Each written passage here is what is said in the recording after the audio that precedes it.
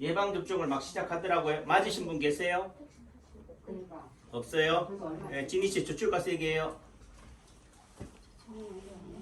언제 나올랜지. 근데 그 남창기 원장이 한의사의 남창기 원장이 봤을 때는 저한테 묻는다면은 코로나 예방 백신 맞아야 돼요 라고 하면 저는 뭐라 그런다고? 네, 맞지 마세요. 안 맞으셔도 돼요. 네. 왜 그래요? 뭐 아스트로제네카나 무슨 약신 백신이 뭐 부작용이 많아서 그래요. 뭐 저는 부작용이 있든 없든 백신 파다 아니다. 전 아니다. 유행성 독감 예방접종 맞아야 돼요, 말아야 돼요. 맞으라고 그래요? 저는 안 맞으셔도 돼요. 안 맞아요, 맞지 마세요. 이러면 또 뭐에 반하는 것 같으니까 안 맞으셔도 됩니다. 왜 그러냐? 이 백신이라는 개념이 실제적으로 항체를 형성시킨다. 또 달리 하면은 면역력을 키운다라는 두 개의 포커스를 둔다고 그래요. 그러면은 그런 관점에서 본다면 또 요즘 뭐 하는 얘기가 항체가 형성이 돼도 또 시간이 지나면 또 풀린대. 풀리는 거 왜 맞냐 이거죠. 끊임없이 백신을 맞기 시작하면은 계속 백신을 맞아야 되는 세상을 살아가야 되는 거지만은 남창기 원장이 보는 관점에서는 코로나 바이러스는 지구와 함께 살아가야 될 우리의 동반자다. 지구가 어떻게 생겼어요? 예? 지구가 네모인가요? 한때는 뭐가 지구가 네모라고 생각했어요. 그래서 배 타고 한참을 가면은 나중에 낭떠러지에 떨어져 죽는다라고 생각했어요. 낭떠러지라고 생각하고 갔는데 그러니까 갈 수 있어요, 없어요? 못 간다니까. 콜럼부스가 대단하다는 게 왜 그러냐? 죽음을 각오하고 갔다는 거지. 다시는 못 돌아온다라는 생각을 하고 갔다는 거지. 그게 대단하다는 거예요. 근데 지나고 나니까 지구는 어떻다고요? 둥글다. 코로나라는 게 무슨 뜻이에요? 코로나라는 게 둥글다는 거죠. 판이라는 얘기, 둥글다. 그러니까 지구에서 살아가는 생명체라든지 동물이나 식물이나 이런 것들은 물질들은 다 어떤 특성을 가진다? 지구가 가지고 있는 둥근 성질을 갖고 있다는 거예요. 사람은 얼굴만 둥글지 몸은 네모잖아요 하더라도 사람이 가지고 있는 그 에너지 특성이 어떻다? 둥근 특성을 갖고 있다는 거예요. 그러니까 뭐 외계에서 막 왔다든지 이렇다면 때려잡아야 되겠고 하겠지만은 실제 이 코로나도 우리와 함께 더불어 가야 될 지구의 생명체다. 그리고 코로나 바이러스는요 혼자 못 살아. 바이러스라는 개념이 숙주가 있어야 돼. 숙주라는 게 뭐냐? 잠자리 집이 있어야 된단 말이에요. 그 집이 어디다? 우리 몸이다. 인간이라는 거예요. 그럼 오늘 밤은 우리 인간의 몸에 들어와서 잘 가셔요. 하룻밤 자려고 왔는데 쫓아내면 되겠어요? 어디서 자라고? 그러니까 바이러스가 우리 몸에 들어오면은 그래 좀 속으로는 좀 찜찜해도 어떡하겠어? 적선한다 생각하고 잘 왔어요. 오늘 밤 하룻밤 재워줄게요. 내일은 나가세요. 이런 얘기 하면 할 필요 없죠, 그죠? 오늘 밤 하룻밤 재워주세요 하면은 고마워서라도 나가겠지 뭐. 근데 얘를 자꾸 적대시하고 미워하면요, 걔가 어떡하겠어요? 내 몸에 들어와서도 신경질 내겠지. 요즘 뭐 묻지마 뭐 그런 거 있잖아. 살인 있잖아요. 갑자기 뭐 해가지고 쪽방촌이나 이런 데 보면은 모텔 같은 데서 불 질러버리잖아요. 독서실도 그렇고. 그 왜 그렇겠어요? 자기를 인간 취급 안 해주고 뭐 취급하니까? 바이러스 취급하고 벌레 취급하니까. 바이러스도 마찬가지겠다. 그런 관점에서 본다면은 바이러스를 사랑해야 된다. 미워하지 말아라. 코로나 바이러스 때려잡으면 그 다음 어떻게 할 건데요? 또 다른 변이 바이러스 올 거 아니에요? 그때마다 뒷북 칠 거냐 이거지. 잘 마셔요. 그리고 이것도 코로나 바이러스라는 것도 유행성 독감의 일종이다. 전염력이 강하다. 감기도 다 뭐예요? 전염병이라니까. 어느 순간 뭐예요? 감기는 전염병이라는 얘기, 감염병이라는 얘기를 안 하다가 갑자기 코로나 바이러스만 전염병이고 감염병이래.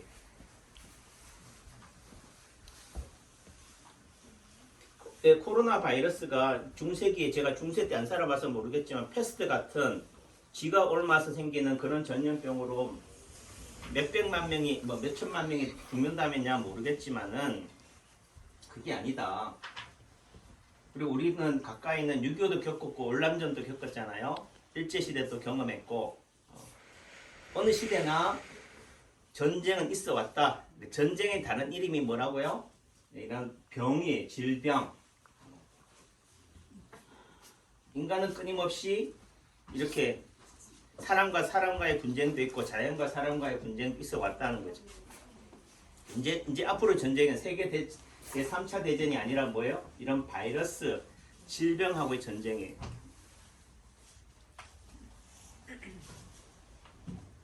그래서 지금 뭐 제가 볼 때는 코로나 바이러스가 1년 반이 지났는데 지금은 세력이 많이 약화된 상태다. 지금은 걸려도 죽는다 안 죽는다? 안 죽는다. 지금 뭐 민주당의 국회의원이 코로나 바이러스 확진자라고 막 하잖아요. 그럼 그분이 서울대병원 중환자실 입원해 계시냐고. 다 뭐라 그래요? 무증상 감염이래. 달리 얘기하면 증상이 있다 없다?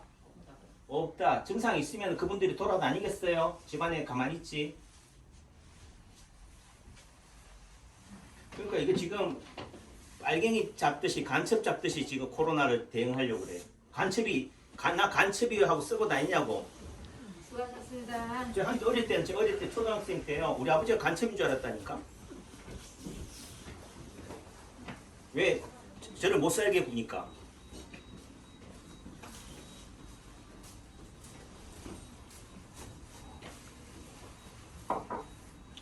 그러니까 그런 거에 대응하지 말자. 또 달리 얘기하면 면역력을 키우자이죠.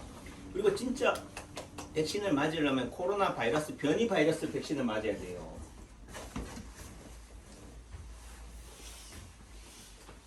그러니까 어떡하겠어요. 이 답답한 마음. 그냥 다 나라에서 맞으라고 자식이 맞으라고 하니까 맞는 거지 뭐.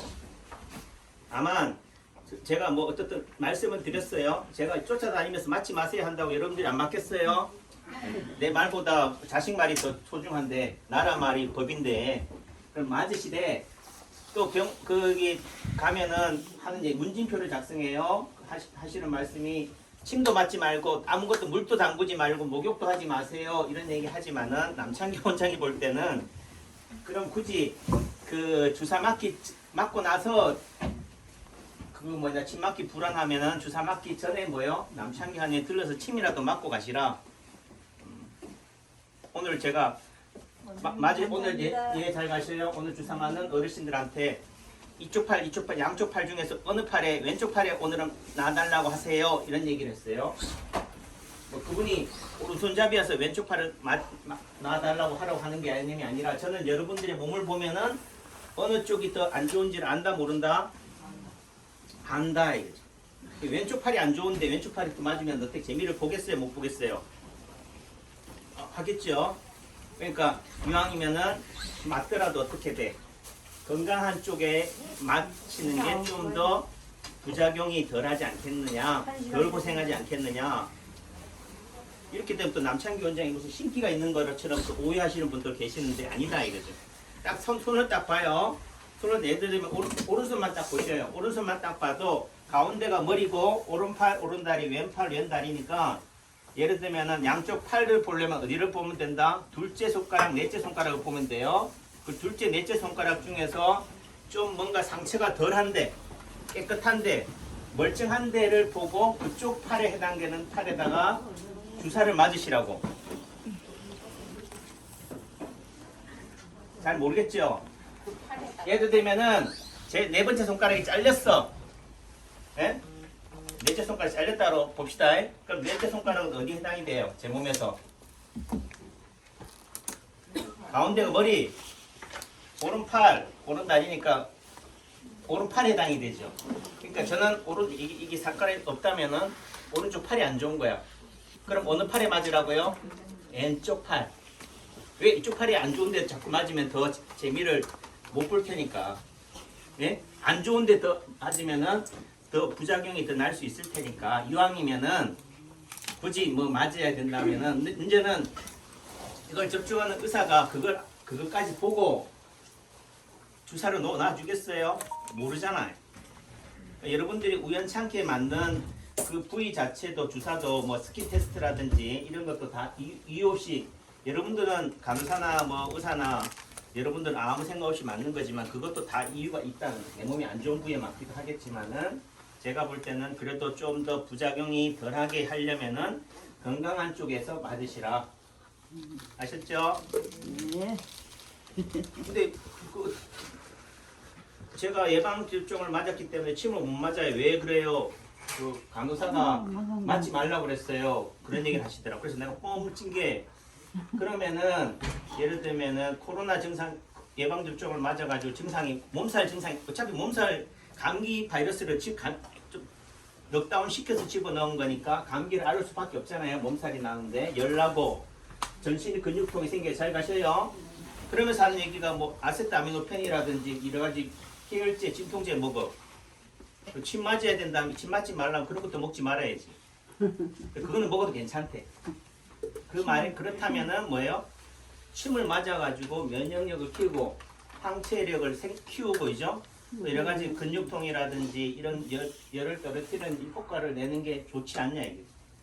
근데 무조건 침 맞으면 안 돼요. 침 자체가 또 뭐를 유발할 수 있겠다.